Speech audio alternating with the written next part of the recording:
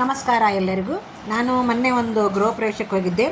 ನೋಡಿ, ಈ ಥರ ಒಂದು ಡೆಕೋರೇಷನ್ ಮಾಡೋದು ಒಂದು ದುಡಿಮೆನೆ. ಅವರೆಲ್ಲ ಬಂದು ಎಷ್ಟು ಚೆನ್ನಾಗಿ ಮಾಡಿಟ್ಟು ಹೋಗಿದ್ರು ಅಂದ್ಕೊಂಡೇಳಿ. ನೋಡಿ, ಇಲ್ಲಿ ಅವರು ನವಗ್ರಹ ಪೂಜೆ ಹಾಗೆಯೇ ಉಮಾಮಹೇಶ್ವರಿ ಪೂಜೆ ಮಾಡಿಸಿದ್ರು. ಅವರು ತುಂಬ ಅಂದರೆ ತುಂಬಾ ಚೆನ್ನಾಗಿತ್ತು ಅವ್ರ ಡೆಕೋರೇಷನ್ನು.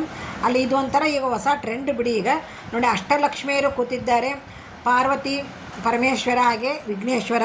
ಇದು ಉಮಾಮಹೇಶ್ವರಿ ಪೂಜೆ ಅಂತ ಅವ್ರು ಮಾಡಿಸಿದ್ದು. ತುಂಬ ಅಂದರೆ ತುಂಬ ಚೆನ್ನಾಗಿತ್ತು, ತುಂಬ ರಶ್ ಇತ್ತು. ಹೀಗಾಗಿ ನನಗೆ ಪೂರ್ತಿ ವಿಡಿಯೋ ಮಾಡೋಕ್ಕಾಗಲಿಲ್ಲ. ಕೇವಲ 1 ನಿಮಿಷದ ವಿಡಿಯೋ ಮಾತ್ರ ಮಾಡಿದ್ದೀನಿ. ಇಷ್ಟೂ ಡೆಕೋರೇಷನ್ ಅವರೆಲ್ಲ ಬಂದು ಮಾಡ್ತಾರಲ್ಲ, ಗ್ರೇಟು. ಇದು ಒಂದು ದುಡಿಮೆ ಸಹ ಹೌದು.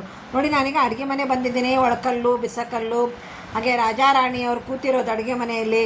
ಎಷ್ಟು ಚೆನ್ನಾಗಿ ಅಂತಂದರೆ ಅಷ್ಟು ಚೆನ್ನಾಗಿತ್ತು. ನೋಡಿ, ಕುಟ್ಟೋದು ಬೀಸೋದು ಎಲ್ಲದನ್ನೂ ತೊಗೊಂಬಂದು ಇಟ್ಟಿದ್ರು, ಚೆನ್ನಾಗಿತ್ತು. ಆಮೇಲೆ ಹಾಲು ಉಗ್ಸಿದ್ದು ನೋಡಿ ಅವರಲ್ಲಿ. ಅದೊಂದು ಪುಣ್ಯಕಾಯ ಇಟ್ಟಿಗೆನೇ ಇಟ್ಟು ಹಾಲು ಉಗ್ಸಿದ್ದಾರೆ.